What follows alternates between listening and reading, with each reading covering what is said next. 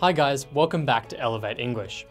If you're watching this, it means you've just finished the first part of the series on essay writing. Awesome work. How's your practice going?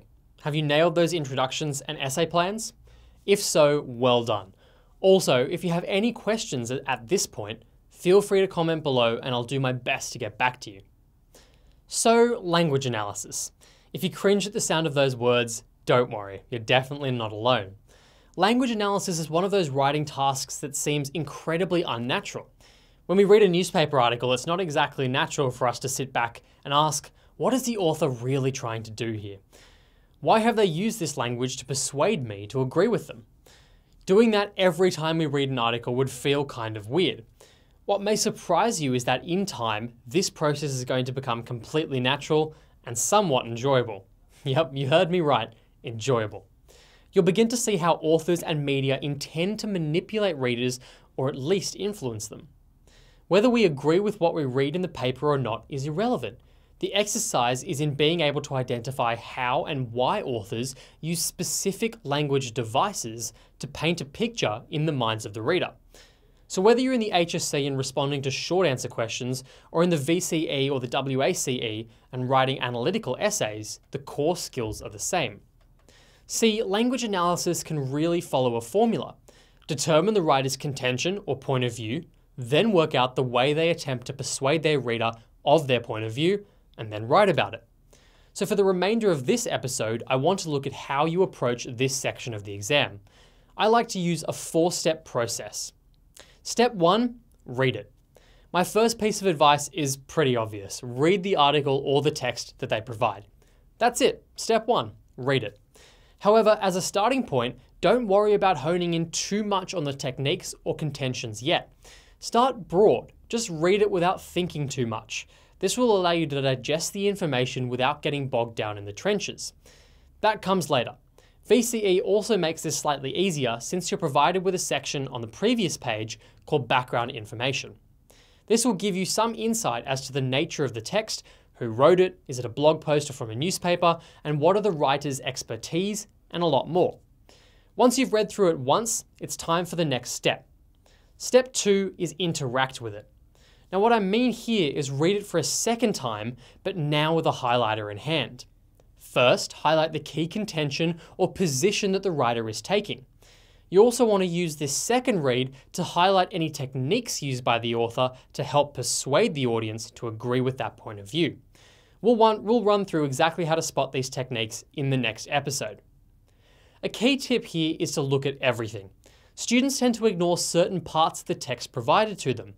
One thing to be mindful of is the fact that absolutely everything on the page can be analysed, including the blank spaces. This means it's not just the written text. It's also images, banners, titles, authors, and yep, even emojis.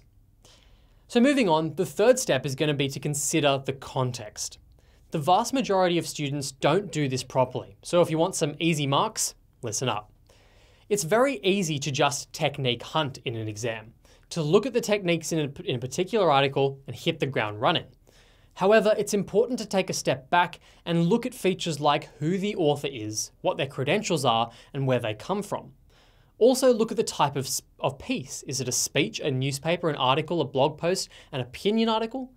The different types of writing and authors will give you an insight into the ways that they intend to persuade the reader. For example, let's think about the issue of nutrition in schools.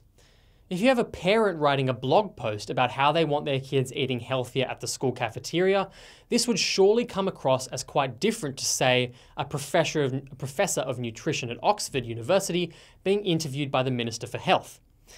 Who would have more credibility? Who would have more authority? How would their language change? And who is the intended audience? The fourth step is to consider these questions under the context of how and why. See, when we analyse the language techniques, most students only focus on what the technique was. To get top marks, we also need to understand and express why the author used that technique to attempt to persuade the reader. Often students just go technique hunting and list the effects that these techniques will have on the reader. Instead, do your best to identify common strains of techniques, such as the author using inclusive language, and then discuss why the author decided to use this and what it achieves. For example, if the mother writing about school nutrition on her blog uses terms like our children and we need to re-examine our diets, we would get some marks for identifying that this is inclusive language. However, we want to take this a step further.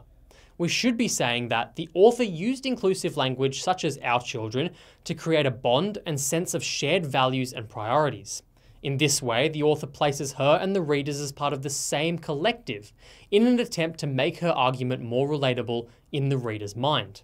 What you should avoid writing is that the audience is or will be affected in a certain way.